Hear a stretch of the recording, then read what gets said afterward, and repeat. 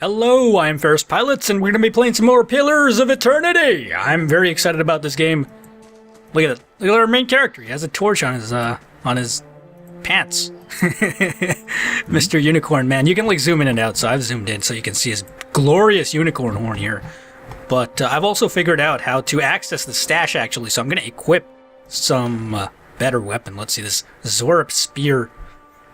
13 to 18 piercing. I think this rapier is a better choice for us this time around.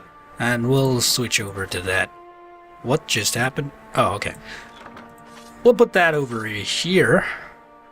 And we'll we'll give him a shield. Why not? Does he still keep the torch on his pants? No. Interesting. It's a good idea to have a torch on your pants so you can see further, I suppose. But, yeah. Oh my god, what is this? Last time around, our companions died horribly. I'm not too sure. I guess we're seeing delusions, hallucinations, if you will. We had that horrible dream with the bearded man. Although his portrait art was not bearded. Out of necessity. Initially, this was all supposed to happen somewhere inside the ruin. However, it clashed with our non-linear philosophies. In order to have the information communicated to the player about Theos and the Soul Machine, it needed to be staged just right and go off without a hitch. By placing it in the ruin itself, it meant some of the non-linearity would need to be sacrificed in order to create a hard gate for the player. So we as designers could make sure we knew the exact moment this event would be triggered. At Obsidian, we often have quests and scenarios that branch in a myriad of ways. Each of these branches are conditioned by what we call gates. These gates keep the game responding to the player by closing off paths and opening new ones based off actions they perform. A piece of dialogue, for instance, might be gated by a certain amount of disposition. This helps reinforce the suspension of disbelief for the player because to them, the world is responding according to their actions in a real way. A hard gate, however, implies a more rigid gate, one that is meant to funnel the player to a singular point by making sure the gate is only open by a singular action. In this instance, a hard gate was needed so we could know the exact position of the player as well as make sure they were not in combat or doing some other action simultaneously. This is often achieved by level transitions. Since we know the player cannot travel while in combat, we don't need to worry about that. In one scene results in the visuals of the whole level being curtailed for this one pivotal moment. Pretty interesting stuff. So they try and keep it non-linear as much as humanly possible, but you know, sometimes there's like a trade-off you have to make between the amount of control you have as a sort of authorship role versus the amount of control the player has, because you can't both have a level of control over the direction the game takes. That's just not feasible. I mean, it's just like realistically not possible, right? Unless you're sitting there with a dungeon master right next to you or something, a GM even, a game master, and you can literally talk to each other, informing a narrative that you both want. So there's a trade-off, and that's fine. See, we're here in Cilant Lis. Wait, did I forget to loot some stuff? I was looting while these... Yeah, it's probably what I'm going to do. I'm going to, like, loot and do inventory stuff while they talk. Or I'll try to avoid doing combat in the meantime. So we were heading to Valewood. That was our best chances of success. 6 hours, yeah, let's go. Fast travel is a hell of a drug. These loading screens are so reminiscent of Baldur's Gate. Oh, my gosh. But, yeah, that's... Sleep would do me good. Yes, it would. But anyways, that's I like hearing the developers' commentaries, so I'm going to be doing that when I can. Let's take a look at this. Camping supplies and leather armor. We should probably sleep. Is our character like fatigued? Yeah, he's super fatigued. We're going to go to sleep then. Let's try and camp. I forgot exactly how we're supposed to camp. Probably one of these buttons here. Maybe? No? Yes? Yes. Camp. Do you want to use one set of camping supplies? Yeah, sure. We can only have a maximum of 3, and also we're getting a cutscene while we camp. Interesting. Right. Well, we're having like strange, like hallucinations. This is not a good thing. I don't think. Just based on my experience from taking peyote. By the way, I don't actually have any experience taking peyote. I'm just saying. I've heard that it gives you illusions. This is all hearsay. Ooh, liverwort, a blood moss. Close enough. It's basically the same thing. It's just, I don't know. All of these like fantasy plant names that are just like Some of them are actually real plants, like nightshade. Is nightshade real? I don't even know. Whatever. The Valewood is the first wilderness the player is introduced to in the game. Like any Infinity Engine wilderness, these areas are rife with dangers, treasures tucked away in nooks and crannies, as well as your fair share of characters with tasks or quests of their own. A lot of what we wanted to do with this wilderness was lead the player towards the Gilded Vale, using the characters they meet along the way. By giving the player the option to get involved with either the bandit camp or Naunton down near the south end of the map, it gives the player the impetus to explore the Gilded Vale once they arrive, now that they have acquired a few tasks to investigate. We also wanted to, again, reinforce the non-linearity of the game by putting those encounters off the beaten path, more or less. That way, if the player wanted to beeline straight for the Gilded Vale and happened to miss these NPCs, they could get leads about them in town and come back to the wilderness later. So I'm starting to realize that maybe it wasn't a great idea to include the developer commentary, just because there seem to be kind of spoilers included in it, so I may shut that off. I don't know. I am interested in seeing what they have to say, but at the same time, like, if it's going to tell us exactly how we're supposed to do every quest and stuff, I mean, it doesn't tell us exactly how we're supposed to do it, but it kind of, like, spoiled the fact that there's two different factions. You know what? I'm going to go ahead and disable it. Like, I thought it would be interesting to hear, and it is. It is very interesting to hear, but I think it's the sort of thing where you have to play the game once and then you can listen to the developer commentary, because it kind of ruins a little bit of the better part of valor. little bit of the surprise, I guess. Who is this person? An outlaw. All right. Let's sneak up. Oh god, no. Let's use laser beam on him. Pew pew! That does 2 damage? How come it does so much damage to our own characters, but it does like none to him? Okay. Switch your weapons, and now attack. Attack, I say. Do you know the meaning of attacking? Like, seriously, dude. Come on. Oh, we released the endurance wave. That's cool. Because our HP got below a certain amount. That's interesting. I like it. Let's take his stuff. He has a sword. Nice. Silver loosh. I think this is... Oh, it's called a fish? I don't know what. It's just a coin. Alright, whatever. We'll take this stuff. We can't wear a helmet, eh?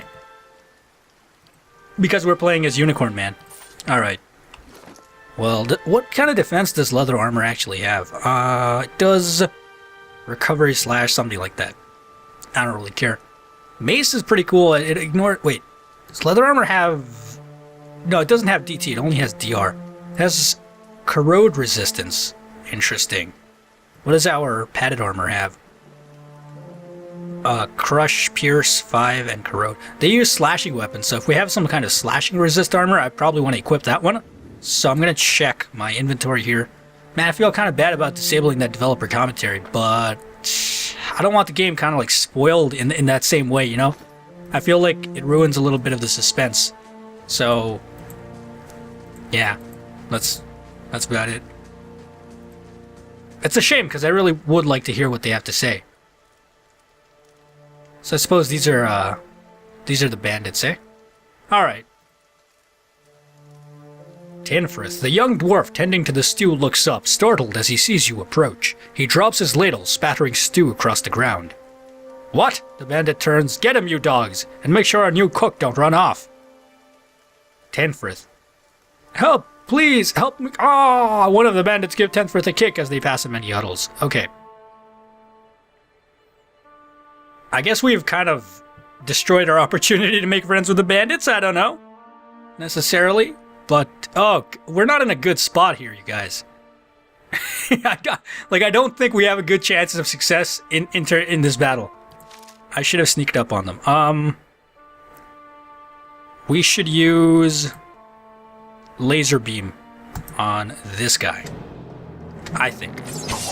Laser beam! Okay, no, that was a terrible idea. Let's run. Run away! Run away! Oh, by the way, the engagement system in this game works in such a fashion that if you run away, you take massive amounts of damage. I really should have equipped that endurance potion that we had, but I did not, unfortunately for me. I am probably going to die here, as awful as that seems. I should have saved earlier, but no, we're not going to lose too much progress. I'll probably just edit it out. Yeah, we're dead. Oh no, we died. Okay, let's load our save. See, it auto-saved for us, which is nice. So that did not go very well. Indeed. Oh, that was not good. Okay, I'm going to go loot this stuff. I don't know if I'm going to do it off-screen. Once again, I have forgotten the timer, so you know what? Please excuse me for a second. Alright, we're back. I just looted a few of the plants that we had there. So this time around, hopefully we can avoid dying. I don't think doing the upfront combat approach is a good idea, because they're just going to rush us down, and we don't really have the melee skills to be able to do that sort of thing. So I'm going to try and sneak around here and see if I can't avoid getting killed. We're going to avoid the bandits for now, and maybe we can get some help, and if we can't, then that's not so bad, alright? It's alright. It's to be expected. We're not exactly a strong melee type character. We're more of a Cypher style character, which means we are, like, we're literally a Cypher, you know? That's our character's, it's our character's class. So, we're not a barbarian, we're not a fighter. We can't expect to do what barbarians and fighters do, right? So we have to do what we can do, which means we sneak around a little bit. We do have some sneaky deaky ability. What is the hell is this? Location discovered, bear cave. Oh no, I'm not gonna go into the bear cave. Are you insane? Going into the bear cave. Should we go into the bear cave? Okay, you know what? I'll tell you something. We'll save and then we'll go into the bear cave. God damn it. This is like the stupidest thing I've ever done in my life. Going into the bear cave. Why would you do that? Honestly. Okay, so the thing is... yeah, that's a bear, alright. It requires 10 focus, cost toxic stuff. Oh, I forgot to level up! I am so silly. Gosh darn it. Okay. Wait, did I forget to level up? We had a level... Oh yeah, I did forget to level up. My mistake. Okay. Oh, look at this glorious unicorn. Oh my gosh. Anyways, we can upgrade our skills here. I am going to upgrade stealth and lore and mechanics. I think we're going to focus on stealth, lore, and mechanics. I don't know if it's better to focus on one or the other or something like that. I don't really care. And we're going to put a little bit into athletics as well. I like athletics. I think it's good. I don't really care about survival that much. Food and potions. Who cares? Really? Soul shock. Okay, I need to pick a good spell that I can, like, annihilate every enemy with. Mind wave seems pretty nice. How fast is the casting speed? That's what I'm worried about. Interrupt 0.5 seconds. I don't know what that means, but the speed is fast. And the soul shock has an area of effect. Whisper of Treason might actually be our best bet here, because if we're outnumbered, then getting an enemy on our side, even if it's just for a little while, could be huge, because for that time, not only are they on our side, they're also not on the enemy's side. So you know what? I'm going to go for Whisper of Treason. It sounds like a weird choice, but here you go. 1.2x damage is amazing. I'm going to take that. For sure. Wait. Oh, you can have like other talents too. So I do want to talk about it. Like the weapon system in this game is very interesting. Instead of having a particular like weapon, like category of weapon you specialize in, like melee weapons or axes or something like that, you have a category of weapons based on who uses those types of weapons. So you can have like adventure weapons, which are poleaxe, estocs, and flails, and you have knight type weapons, etc., etc. But no, I'm just gonna take the biting whip. It seems really good. Just straight up damage modifier. I think it's nice, and we're gonna finish our level up there. After leveling up, you may want to review statistics. All right, we can see our statistics. All of these, I love these stats that are like most powerful enemy defeated, etc., etc. So yeah. We have the good 15% damage modifier from Might, and where's our thing? Whisper of Treason, right? No, not Whisper of Treason. Biting Whip, there we go. It does 1.2x damage. Does that apply in addition to this, or does that apply like multiplicatively over this? If it applies multiplicatively over might. That's insane. Like, that's actually ridiculous. Switch back to your bow. Okay, attack the bear. Oh god, no. The bear is upset. He's barely injured. Like, bears in Infinity Engine are actually redonkulously powerful. I've reached my limits. See what I mean? Oh my god! See what I mean? This is why I didn't want to go into the bear cave. Okay, let's quickly level up. I should have saved after I leveled up, probably. That's okay. Is this what we wanted? I think this is what we had before. Oh, right, we wanted athletics as well. Okay. Whisper of Treason, Biting Whip, and we're done. All right, let's go. I'm gonna save again. All right, this does not constitute save scumming, by the way. This is like, I need to save necessarily because I keep getting killed. That's just, you know, it's not my fault, all right? Bears are too powerful. They're literally like bears. What do you expect? Let's keep quiet. Yeah, let's keep quiet. We're gonna sneak up on this bandit, probably try and kill him. I think it's a good idea, all things considered. Where is this bandit? Where? You were here just like a moment ago, my friend. Where have you gone? There you are. Let's kill you.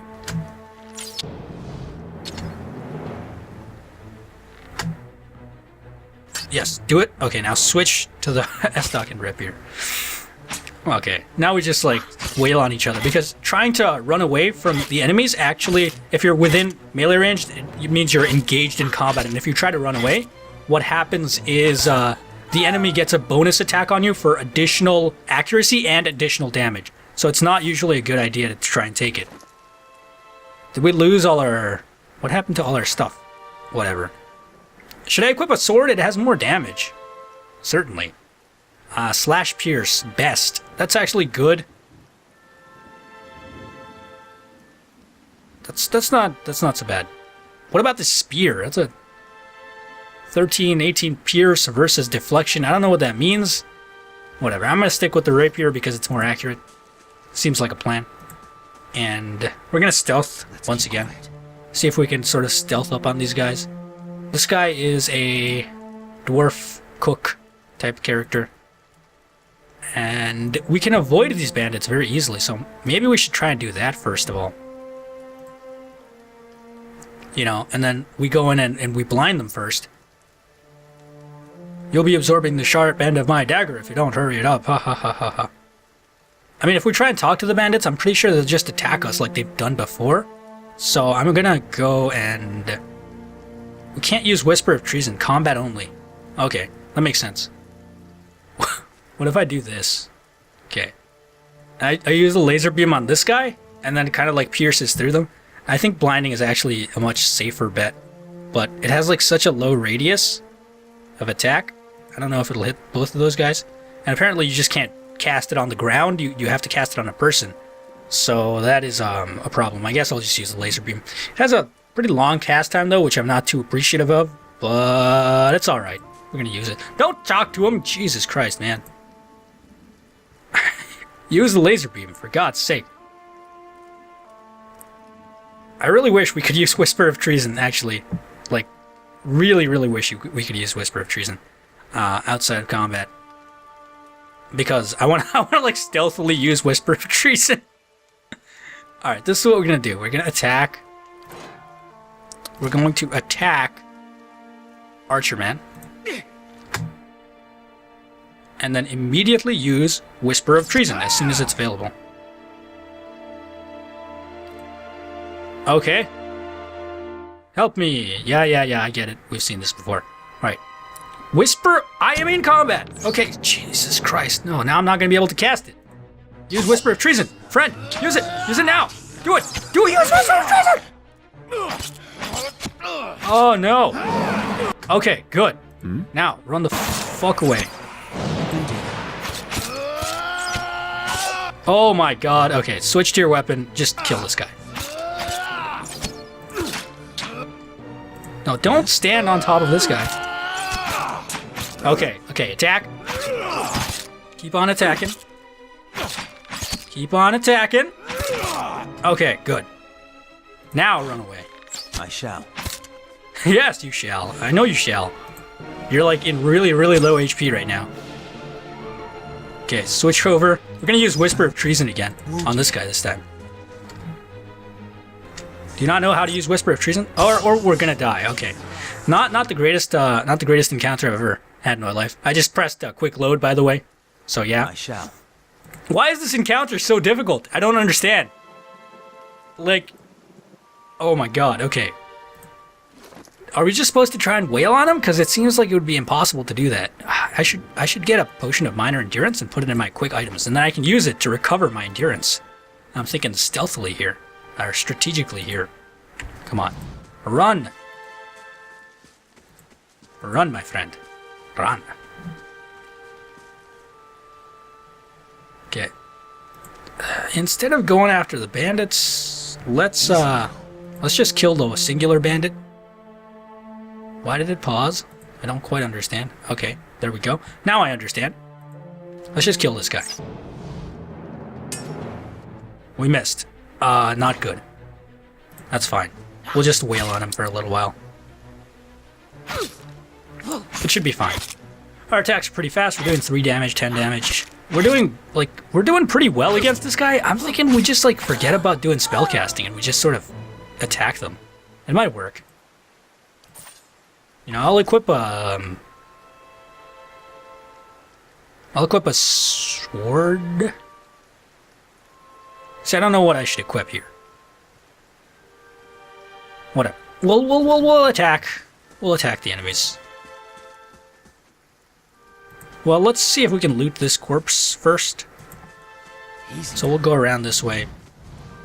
Turn on our stealthiness. What is this? Young wolf. No. Switch your weapon and then attack.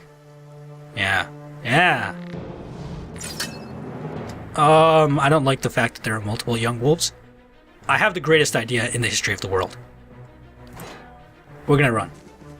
Why do we run so slowly, right? This is what I don't get. I wish we could run faster. Alright, just attack him. Who cares? It's gonna be fine. He's badly injured, near death. We're gonna kill it. Our healing waves are gonna help us survive for a little bit longer, which is a really nice thing. That's gonna allow us to kill these enemies a little bit more easily. And a little bit, just a little bit more. Come on, you can do it. There we go. We'll take some wolf pelts. Take some wolf pelts. I don't know what they're good for, but we'll take them anyways. Can't really complain about having more wolf pelts. Let's keep quiet. Let's keep quiet. Another wolf. Okay. Well, we know how to handle their type. Alright, this guy, like, wolves are too quick to actually hit with more than one arrow. They'll just charge at you.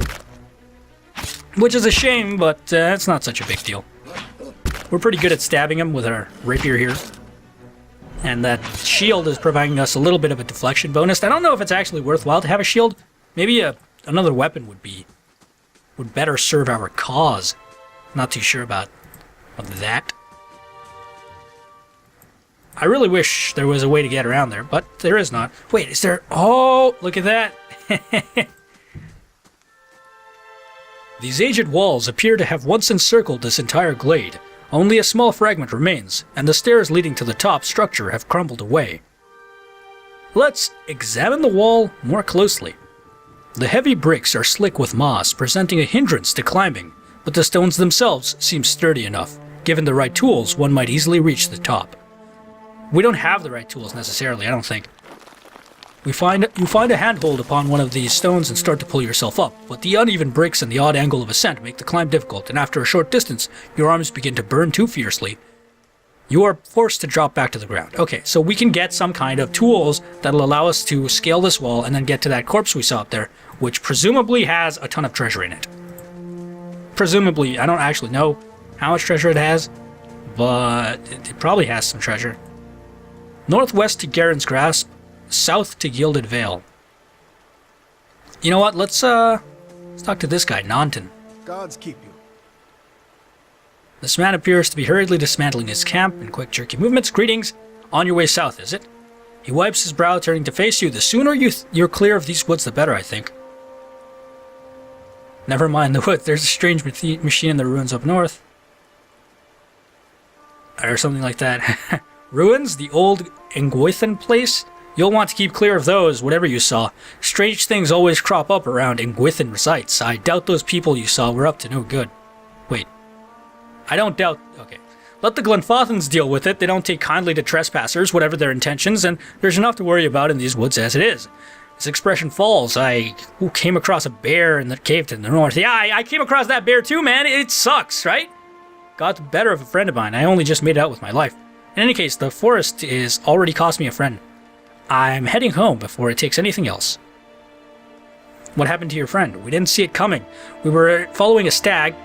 Pearly, he saw something in the brambles, and we went tearing off after it, but we stumbled into the cave. Poor Pearly didn't stand a chance. The bear was on top of him before we knew what was happening.